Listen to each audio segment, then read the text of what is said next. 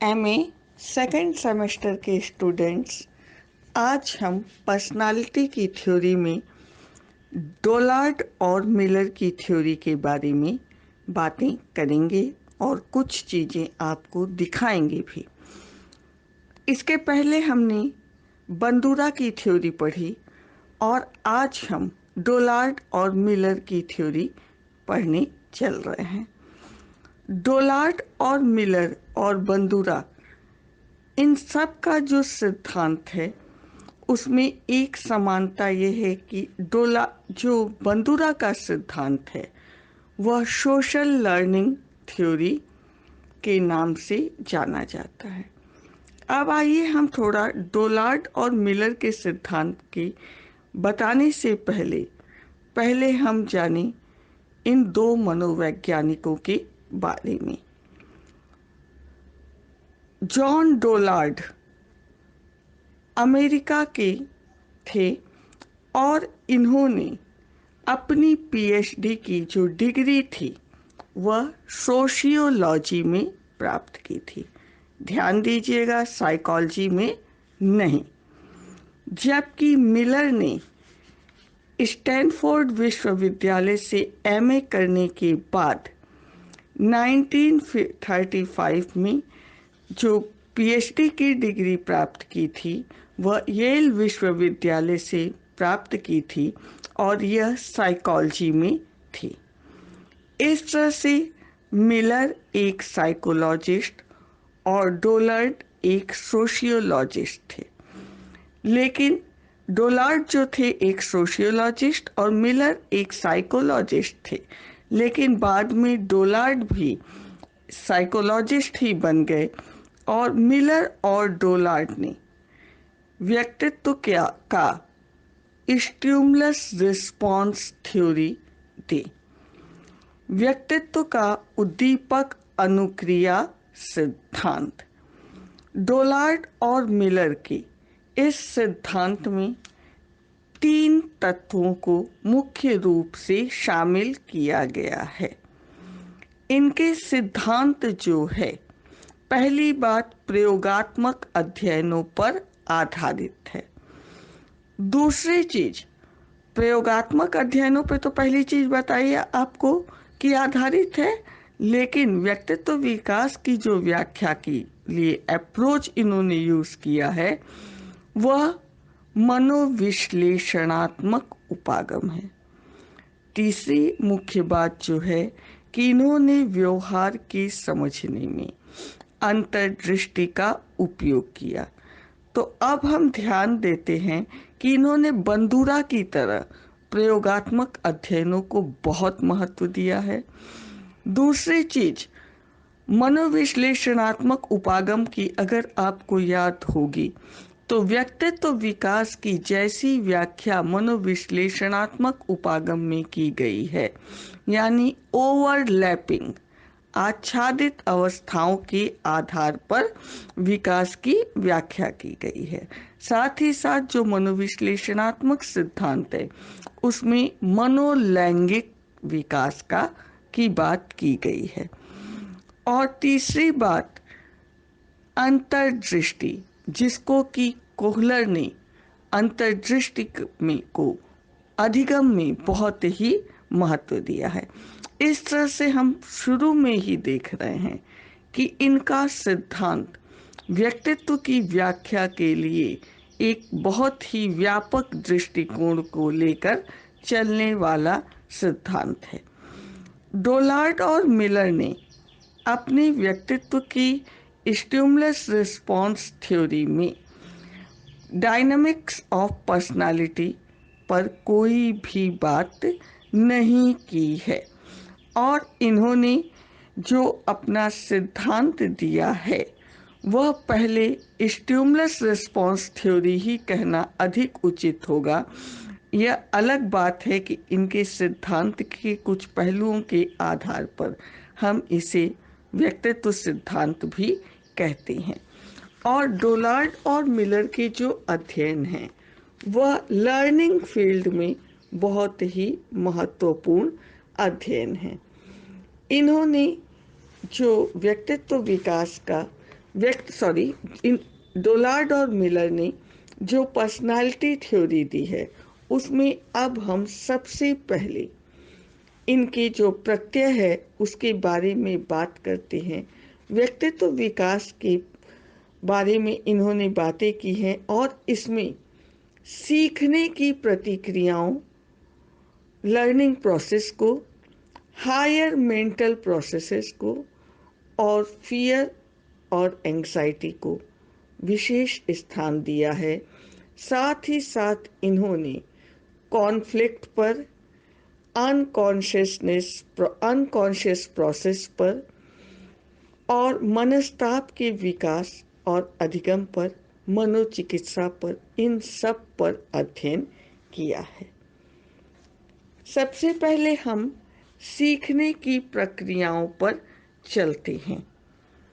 सीखने की प्रक्रियाओं की व्याख्या के लिए हम डोलार्ड और मिलर के एक प्रयोगात्मक अध्ययन को लेते हैं। इसके पश्चात ही हम इनके सीखने की प्रक्रियाओं के अन्य प्रत्ययों के बारे में बात करेंगे। डोलार्ड और मिलर ने एक बच्ची को अपने प्रयोग में लिया और उसे भूखा रखा और अपने प्रयोग में उन्होंने बच्ची को कहा कि तुम्हारी मनपसंद मिठाई किताबों की अलमारी में रखी हुई है, लेकिन शर्त यह है कि आपको उस किताब को, जहाँ से आप मिठाई खोजने के लिए जो किताब निकालेंगी, आपको उसी जगह पर वह किताब वापस रखनी है। इसी तरह से डोलार्ड और मिलर ने कई प्रयास किए और यह देखा कि बच्ची ने हर प्रयास से दूसरे प्रयास में बहुत ही कम समय लिया और पहले प्रयास में जहां उसे मिठाई को ढूंढने में 210 सेकंड का समय लगा था, उसी तरह के प्रयोग में 8वें प्रयास में उसने मिठाई केवल 12 किताबें निकालने में ही ढूंढ दी और लास्ट में 10वें प्रयास में लड़की ने मात्र 2 सेकंड में ही मिठाई ढूंढ निकाली। अपने इस प्रयोग के आधार पर डोलार्ड और मिलर ने सीखने की प्रक्रियाओं के संबंध में कुछ तत्वों का वर्णन किया है। मिलर और डोलार्ड का सिद्धांत इनकी पुस्तक पर्सनालिटी एंड साइकोथेरेपी से मिलता है और इसमें इन्होंने मानव व्यवहार को अर्जित माना है। इनका कहना है कि अधिगम परिस्थितियां कितनी भी अलग प्रकार की क्यों न हो, यानी लर्निंग सिचुएशन कोई भी क्यों न हो, उसके मुख्य तत्व 4 ही होते हैं। यह 4 मुख्य तत्व डोलार्ड और मिलर ने जो बताए हैं, उसमें सबसे पहला तत्व ड्राइव, अंतर्नोद। स्टूडेंट्स, आपने अभिप्रेरणा पढ़ा है। अभिप्रेरणा में आपने अंतर्नोद के बारे में जाना है कि अंतर्नोद एक ऐसा शक्तिशाली उद्दीपक है जो व्यक्ति को क्रिया करने के लिए प्रेरित करता है, लेकिन क्रिया का स्वरूप क्या होगा यह निर्धारित नहीं करता है। जैसे कि अभी हमने डोलार्ड और मिलर के प्रयोग की बात की, तो इस प्रयोग में उन्होंने क्रिया के स्वरूप को भी निर्धारित किया है और यह इन्होंने इसलिए किया था क्योंकि अब हम बात कर रहे हैं अंतर्नोद की, तो अंतर्नोद क्रिया के स्वरूप को तो निर्धारित नहीं करता है, लेकिन व्यक्ति की क्रियाओं को प्रेरित करता है। जैसे भूख लगने पर व्यक्ति भोजन ही चाहता है, नींद आने पर वह सोना चाहता है। अब यह अलग बात है कि सामाजिक परिस्थितियों में इन क्रियाओं को मॉडिफाई किया जाता है। यही डोलार्ड और मिलर ने अपने प्रयोग के द्वारा सिद्ध किया था। तो अब हम बात कर रहे हैं कि अंतर्नोद एक शक्तिशाली उद्दीपक है जो व्यक्ति को कार्य करने के लिए प्रेरित तो करता है, लेकिन क्रिया के स्वरूप को, कार्य के स्वरूप को कैसे क्रिया की जाए इसको निर्धारित नहीं करता है। डोलार्ड और मिलर का विचार है कि अंतर्नोद जितना अधिक शक्तिशाली होगा, प्राणी का व्यवहार उतनी ही अधिक तीव्रता से घटित होगा और उतनी ही अधिक देर तक प्रेरित भी होगा, जितना जब तक कि अंतर्नोद की प्रबलता है। एक अंतर्नोद, एक ड्राइव जो पर्याप्त रूप से शक्तिशाली होता है, वह प्राणी के व्यवहार को निरंतर रूप से क्रिया उत्पन्न करता रहता है। इस तरह से डोलार्ड और मिलर ने सीखने की प्रक्रिया में पहला प्रत्यय अंतर्नोद बताया है। और अंतर्नोद, अगर हम प्रेरणा पढ़ते हैं तो हम पाते हैं कि अंतर्नोद जन्मजात होता है, लेकिन इन मनोवैज्ञानिकों ने ये कहा है कि कुछ अंतर्नोद जन्मजात होते हैं और बाकी अर्जित प्रकार के होते हैं। आपने मोटिवेशन में भूख, प्यास, नींद आदि अंतर्नोदों को पढ़ा था और अन्य को प्रेरकों में पढ़ा था, लेकिन मिलर और डोलार्ड ने कुछ अंतर्नोद, कुछ ड्राइव्स को जन्मजात माना है और कुछ को अर्जित प्रकार का बताया है। अर्जित अंतर्नोद, मिलर और डोलार्ड के अनुसार अर्जित अंतर्नोद वह है जिसको कि व्यक्ति सीखता है, और जैसे बच्चों के लिए हम कोई व्यवहार सिखाते हैं और उनके जन्मजात अंतर्नोदों से जब संबंधित कर दिए जाते हैं तो इस प्रकार से उनका अंतर्नोद सीखा हुआ और जन्मजात दोनों प्रकार का भी हो सकता है। अब हम बात करते हैं क्यू, संकेत। डोलार्ड और मिलर ने सीखने के संबंध में क्यू या संकेतों की बात भी की है, जिससे यह ज्ञात होता है कि प्राणी को किस प्रकार की क्रिया कब और कहाँ पर करनी है। यह संकेत की प्रबलता अत्यधिक तीव्र प्रकार की भी हो सकती है, कम प्रकार की भी हो सकती है, और यह जो संकेत होते हैं यह ज्ञानेंद्रियों के प्रकारों पर निर्भर करते हैं। यानी जितनी प्रकार की ज्ञानेंद्रियां हैं उस सब से संबंधित संकेत भी हो सकते हैं, जैसे देखने संबंधी, सुनने संबंधी, सूंघने संबंधी, स्वाद संबंधी आदि। और यह जो क्यू हैं, संकेत हैं, यह बहुत अधिक प्रबल, तीव्र, शक्तिशाली भी हो सकते हैं और कम भी हो सकते हैं। तीसरी बात इन्होंने सीखने की प्रक्रिया में रिस्पॉन्सेस की कही है, अनुक्रिया की कही है।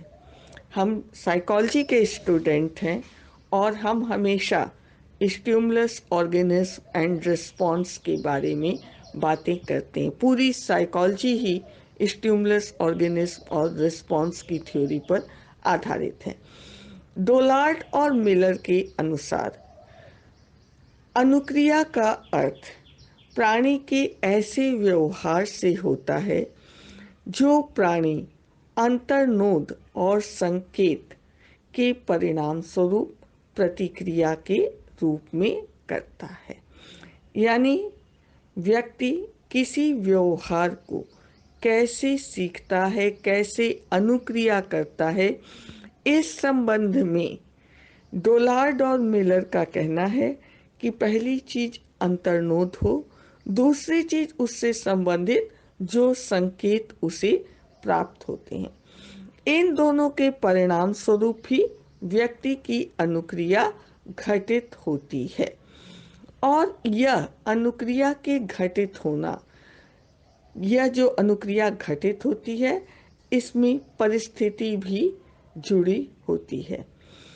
किसी परिस्थिति विशेष में किसी अनुक्रिया के घटित होने की संभावना अधिक होती है और किसी परिस्थिति विशेष में उसी अनुक्रिया के घटित होने की संभावना कम हो जाती है। ऐसा परिवर्तन व्यक्ति के व्यवहार में जो होता है वह लर्निंग के कारण होता है। एक एकदम छोटा सा एग्जाम्पल दैनिक जीवन का आपको देना चाहेंगे कि छोटा बच्चा जब पहली बार स्कूल में जाता है, पहले साल, उसे नहीं पता होता है कि कहाँ सोना है, कहाँ खाना है। उसके अंतर्नोद उत्पन्न होते हैं, संकेत उसे मिलते हैं भोजन संबंधी, खाने संबंधी, और उसकी ज्ञानेंद्रियां उस पर दबाव डालती हैं और वह इसके लिए प्रेरित होता है। और कहीं भी स्कूल में, क्लास में पता चला है लंच नहीं है और वह भोजन कर लेता है, वह वहीं बेंच पर सो जाता है। लेकिन अब आप एमए के स्टूडेंट हो, कई बार आपको भी क्लास टाइम में भूख लगती रही होगी, नींद सी आती रही होगी, तो लेकिन आप ऐसी क्रियाएं नहीं कर पाते हैं। क्यों? क्योंकि आप सीख चुके रहते हैं कि आपकी क्रियाओं को किस प्रकार, कहाँ पर संतुष्ट होना है, किस परिस्थिति में किस प्रकार के व्यवहार को करना है। यही यहाँ पर हम ध्यान देते हैं कि सामाजिक परिस्थितियों के अनुसार व्यक्ति का व्यवहार भी परिवर्तित होता है।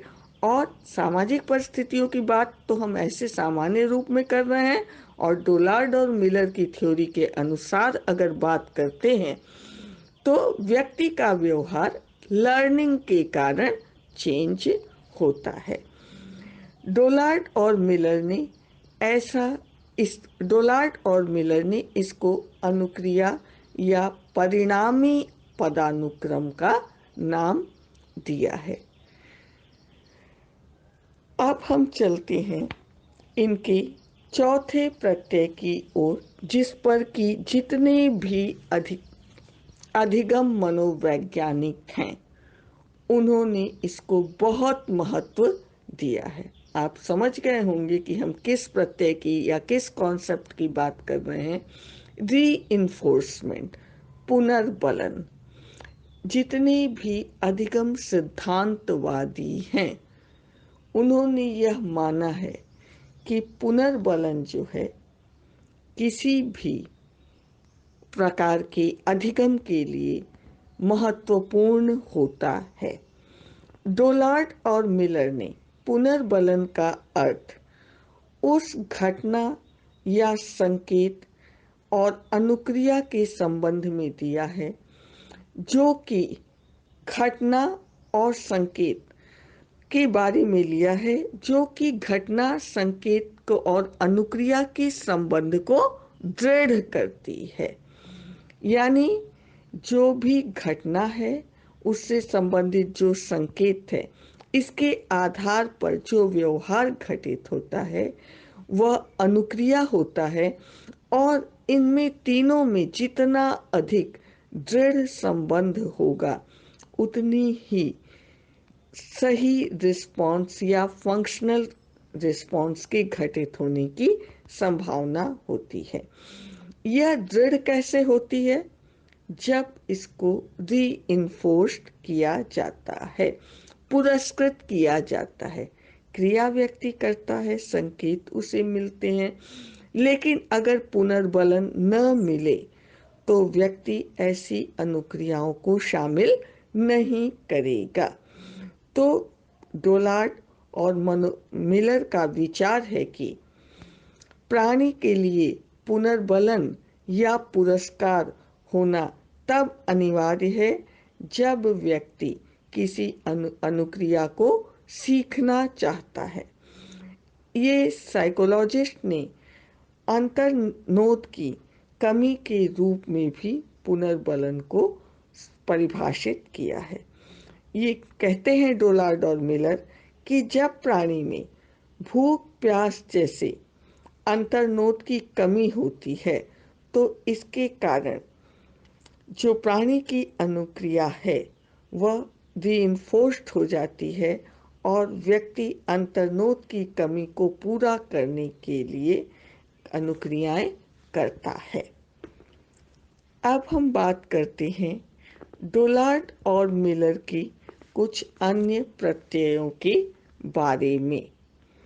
डोलार्ड और मिलर ने भी एक्सपेरिमेंटल एक्सटिंक्शन की बात की है। प्रयोगात्मक विलोप। विलोप शब्द सुनते ही आपको पावलोव का अनुबंधन सिद्धांत, पावलोव की कंडीशनिंग थ्योरी के बारे में आपको याद आ गया होगा कि जब कुत्ते को अपनी क्रियाओं पर पुनर्बलन नहीं मिला तो उसकी लार स्त्राव की क्रिया कम होते होते बिल्कुल समाप्त होने पर आ गई। यानी जब किसी क्रिया पर सकारात्मक पुनर्बलन नहीं मिलता है तो वह क्रिया धीरे धीरे समाप्त होती चली जाती है। डोलार्ड और मिलर के अनुसार भी जब किसी अनुक्रिया पर मिलने वाला पुनर्बलन रीइंफोर्समेंट धीरे धीरे कम होता जाता है तब उसकी अनुक्रिया भी उसी अनुसार कम होती जाती है और एक समय ऐसा भी आता है कि प्राणी की अनुक्रिया पूर्ण रूप से बंद हो जाती है। डोलार्ड और मिलर ने इसे एक्सपेरिमेंटल एक्सटिंक्शन का नाम दिया है, प्रयोगात्मक विलोप का नाम दिया है। डोलार्ड और मिलर ने यह भी माना है कि कुछ अनुक्रियाओं का विलोप तेज गति से होता है जबकि कुछ अनुक्रियाओं का विलोप एक्सटिंक्शन मंद गति, धीमी गति से होता है। डोलार्ड और मिलर ने ये कहा है कि अनुक्रियाओं का विलोप रिस्पॉन्सेस किस तेजी से या किस गति से विलुप्त होगी यह इस बात पर निर्भर करता है कि वह जिस अनुक्रिया का विलोप हो रहा है वह हमारी कितनी शक्तिशाली आदत या क्रिया से संबंधित है। यह विलोप की क्रिया जितनी शक्तिशाली आदत से जुड़ेगी उतना ही धीमी गति से इसका विलोप होगा। अब हम बात करते हैं स्पॉन्टेनियस रिकवरी, स्वतः पुनरावर्तन या स्वतः पुनर्लाभ से। पावलोव ने भी अपने प्रयोग में यह किया था कि पहले तो उन्होंने कुत्ते को भोजन देना बंद करते गए, कुछ प्रयासों पे नहीं देते गए, फिर घंटी बजती थी भोजन नहीं देते थे और फलस्वरूप जो लार स्त्राव की क्रिया थी वह कम होती चली गई थी। पावलोव ने क्या किया था कि फिर प्रयासों पर उसको पुनर्बलित करना आरंभ कर दिया था जिससे सीखी गई क्रिया फिर से दिखाई देने लग गई। इसी को पावलोव ने स्वतः पुनरावर्तन या स्पॉन्टेनियस रिकवरी कहा था। और आपको याद होगा कि पावलोव को अपने प्रयोगों के लिए, अपने अध्ययन के लिए नोबेल पुरस्कार भी मिला था। अब हम चल रहे हैं डोलार्ड और मिलर के प्रत्यय में स्वतः पुनर्लाभ के बारे में, स्पॉन्टेनियस रिकवरी के बारे में। डोलार्ड और मिलर का विचार है कि जब एक व्यक्ति विलोपित अनुक्रिया, जब एक व्यक्ति की विलोपित अनुक्रिया बिना किसी पुनर्बलन के फिर से प्रकट हो जाती है, तब इसे स्वतः पुनर्लाभ कहते हैं। यानी कैसे फिर से उत्पन्न हो जाती है, क्योंकि अभी हम बात कर रहे हैं कि सीखी गई क्रिया कभी कभी जब पुनर्बलन नहीं मिलता है तो यह विलुप्त हो जाती है। लेकिन चूंकि यह क्रिया हमारी आदत में, हमारे व्यवहार में शामिल हो जाती है, इसलिए कई बार यह अवसर के अनुसार दोबारा घटित हो जाती है। इसके अलावा डोलार्ट और मिलर ने जनरलाइजेशन के प्रत्यय को भी दिया है। सामान्यीकरण।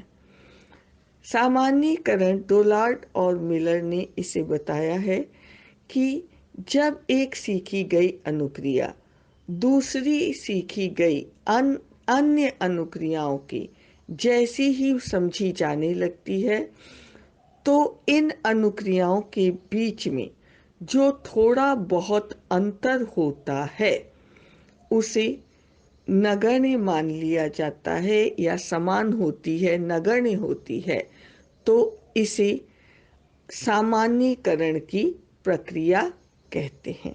यानी समान विशेषताओं के आधार पर एक जैसा मान लेना।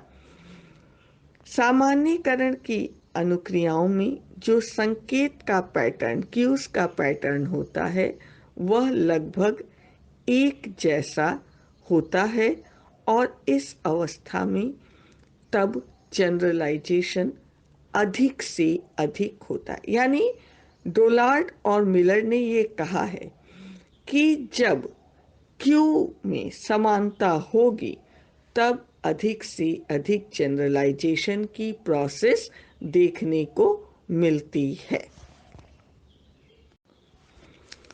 डोलार्ड और मिलर ने अपने सिद्धांत में हायर मेंटल प्रोसेसेस की भी बात की है। डोलार्ड और मिलर 1950 के अनुसार व्यक्ति और वातावरण के मध्य दो प्रकार की अंतर्क्रियाएं होती हैं। यह दो प्रकार की अंतर्क्रियाएं जो होती हैं, उसमें पहले प्रकार की अंतर्क्रिया इंटरैक्शन जो है, ऐसी इंटरैक्शन है, ऐसी अंतर्क्रिया है जिसका कि उसके उस समय के वातावरण पर तत्काल प्रभाव पड़ता है। और दूसरे प्रकार की अंतर्क्रियाएं वह अंतर्क्रियाएं हैं जिसमें कि उसके कुछ संकेत सम्मिलित होती हैं, और इस प्रकार की अंतर्क्रियाएं व्यक्ति के व्यवहार को प्रभावित करती हैं, उसकी अनुक्रियाओं को प्रभावित करती हैं। ऐसी अनुक्रियाएं, जैसे कि हमने अभी बात की कि पहले प्रकार की अनुक्रियाएं या अंतःक्रियाएं, जो ऐसी अंतःक्रियाएं हैं जो कि व्यक्ति के वातावरण पर तुरंत प्रभाव डालती हैं। यानी कि जैसे हम गाड़ी चला रहे हैं, तेज गति से गाड़ी चला रहे हैं और सामने से कोई दूसरा गाड़ी आ जाए, तो ऐसे में तुरंत हम ब्रेक लगाते हैं, रोकते हैं, और यह क्रिया ऐसी है जो पहले प्रकार की अंतःक्रिया से संबंधित है। अगर ऐसे में तुरंत ब्रेक न लगाया गया होता तो एक एक्सीडेंट हो जाता और यह वातावरण पर तत्काल प्रभाव होता। दूसरे प्रकार की अंतःक्रिया में डोलार्ड और मिलर ने ऐसी अनुक्रियाओं को रखा है जिसमें कि संकेत भी सम्मिलित होते हैं, जिसमें कुछ व्यक्ति सोचने का उसको वक्त मिलता है और वह उस हिसाब से ही क्रिया करता है। डोलार्ड और मिलर ने रीजनिंग की भी बात की है। डोलार्ड और मिलर का मानना है कि व्यक्ति ट्रायल एंड एरर, प्रयत्न और भूल, जैसा कि थॉर्नडाइक ने कहा था कि व्यक्ति प्रयत्न और भूल से जो समस्या का समाधान करता है उसकी तुलना में रीजनिंग की सहायता से जो समाधान किया जाता है वह अधिक सुटेबल होता है। आपने थॉर्नडाइक का प्रयत्न और भूल का सिद्धांत पढ़ा है और इस सिद्धांत पर यह आक्षेप भी था कि इसमें व्यक्ति मशीनी अनुक्रिया करता है। यही कारण है कि डोलार्ड और मिलर ने अपने सिद्धांत में यह बात कही है कि व्यक्ति जो है प्रयत्न और भूल से समस्या समाधान करने की बजाय यदि रीजनिंग की सहायता से करता है, जो कि एक हायर मेंटल प्रोसेस, इन्होंने रीजनिंग को हायर मेंटल प्रोसेस माना है और इसके कारण व्यक्ति उपयुक्त अनुक्रियाओं को चुनता है, क्योंकि वह तर्क करता है कि परिस्थिति विशेष में किस प्रकार की अनुक्रिया से वह जल्दी समाधान पा लेगा, न कि वह अनावश्यक क्रियाओं को करता है। रीजनिंग की सहायता से व्यक्ति कार्यों की योजना भी जल्दी बना लेता है और ऐसे संकेतों की इसमें बहुत ही इम्पोर्टेंट रोल होता है जो कि इसमें महत्वपूर्ण भूमिका निभाते हैं। यानी इसमें संकेतों की भूमिका रीजनिंग में बहुत ही महत्वपूर्ण होती है और जितनी ज़्यादा व्यक्ति इस प्रकार की हायर मेंटल प्रोसेस से समाधान करता है उतना ही उसका समाधान उपयुक्त तरीके का होता है। और जब व्यक्ति रीजनिंग जैसी हायर मेंटल प्रोसेस को अपनाता है तब वह ट्रायल एंड एरर मेथड का यूज नहीं करता है, प्रयत्न और भूल विधि का उपयोग नहीं करता है।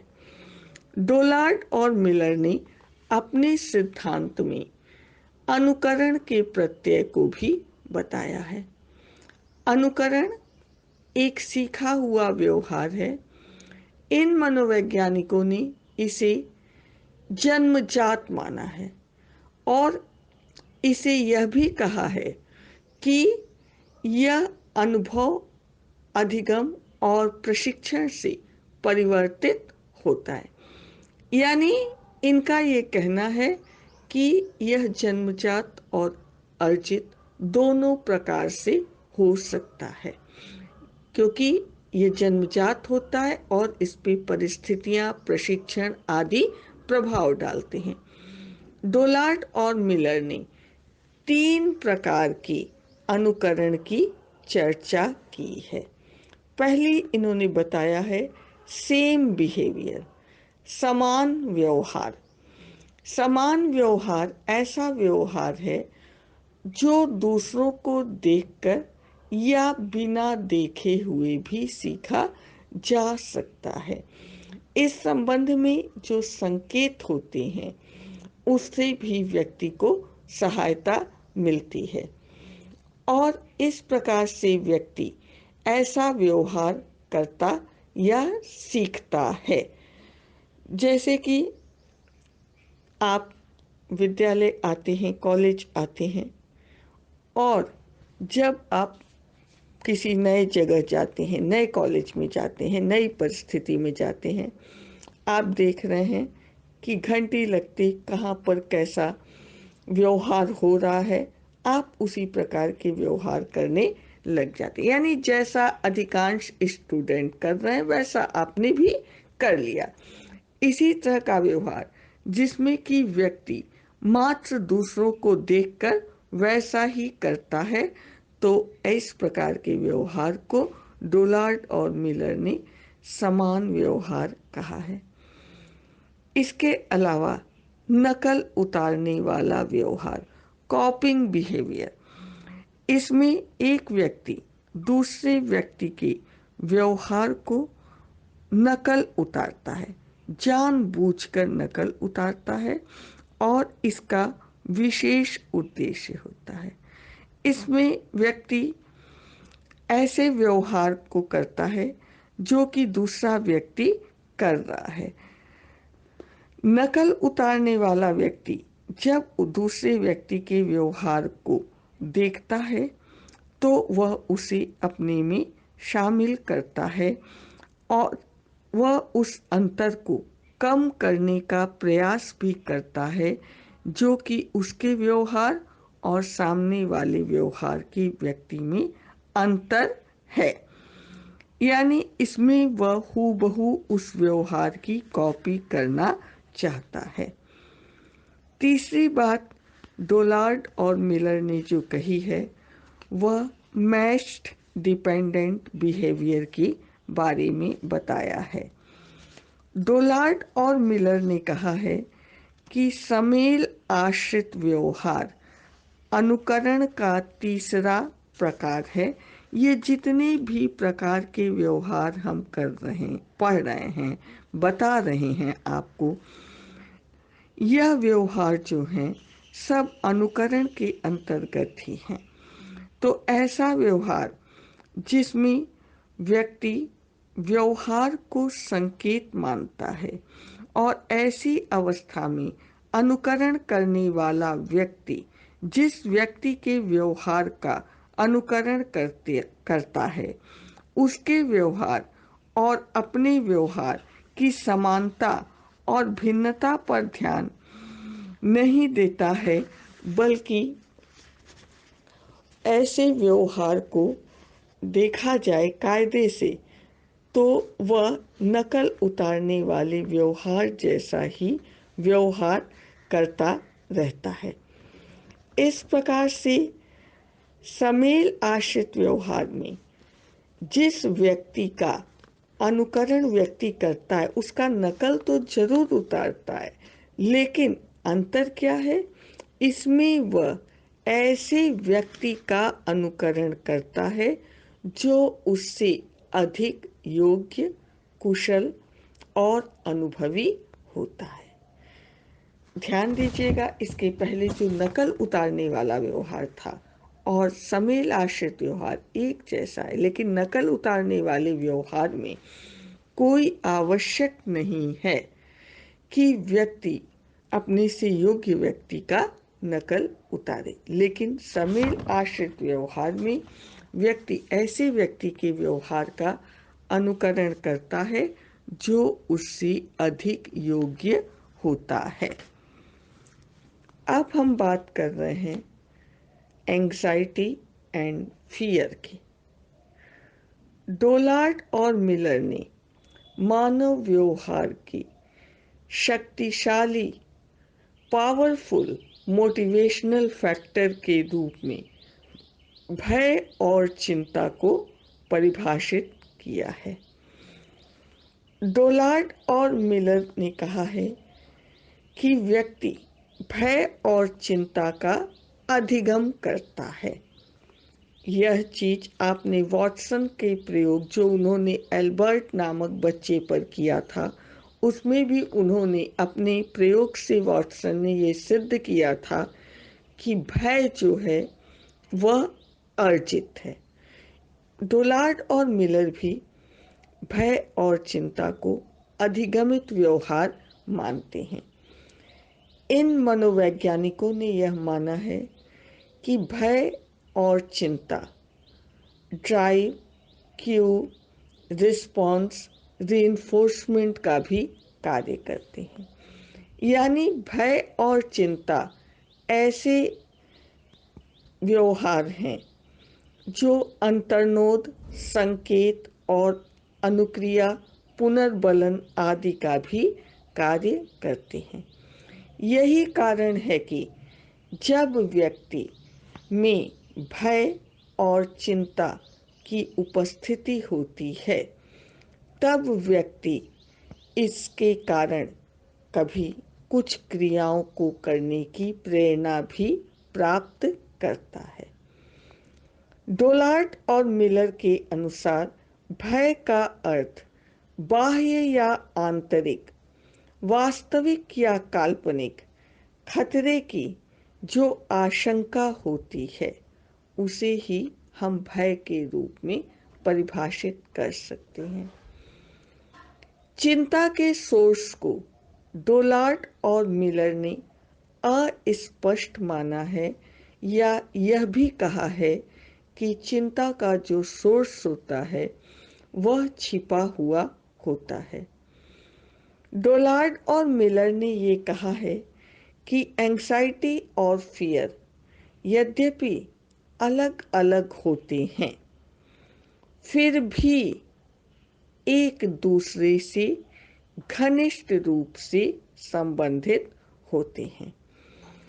इस संबंध में इन्होंने यह भी बताया है कि किस प्रकार से भय और चिंता व्यक्ति में क्रिया करती हैं।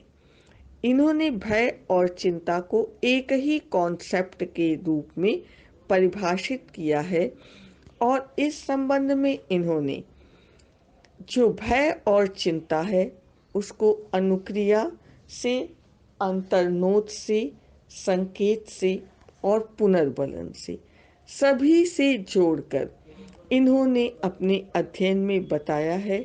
इसके अलावा इन्होंने अंतर्द्वंद और आदि प्रत्ययों के बारे में भी बताया है। नेक्स्ट टॉपिक में हम वापस आपको भय और चिंता से शुरू करेंगे और यह बताएंगे कि किस प्रकार डोलार्ड और मिलर ने अंतर्नोद, अनुक्रिया, संकेत और पुनर्बलन के साथ भय और चिंता को परिभाषित किया है। तो स्टूडेंट्स, डोलार्ड और मिलर की यह थ्योरी अभी अधूरी है।